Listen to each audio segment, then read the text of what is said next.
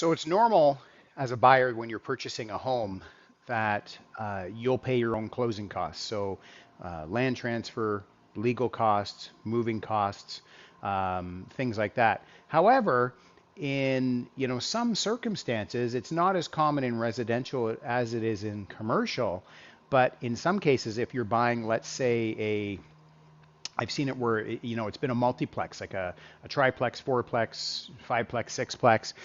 Sometimes, depending on how that negotiation goes, you can actually, as a buyer, you can actually request the seller pay the closing cost. And I know that might come across a little bit odd, to some people who have, bought and sold multiple homes. It's not common, but again, as we transition through different markets, you have up markets and we have what we would deem as down markets.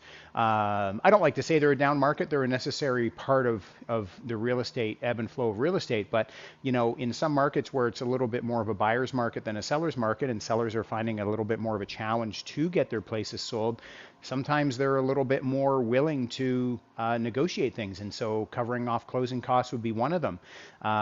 Certain repairs and things like that, renovations. Real estate is in contracts is not as cut and dry as what you'd like to believe. It's whatever anybody would agree to. So there are all sorts of examples and stories out there of negotiations to excuse me, to get a deal to come together, where a buyer and seller are both happy and they both feel like they got a win-win. Let me know what you think about that in the comments below. As a buyer, would you be interested in a seller paying your closing costs? Probably. As a seller, how would you feel about it? Let me know in the comments.